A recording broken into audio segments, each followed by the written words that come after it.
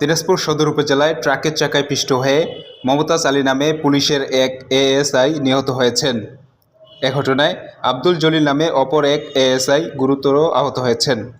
বর্তমানে তিনি Dinajpur M Abdur Rahim medical college হাসপাতালে চিকিৎসাধীন রয়েছেন।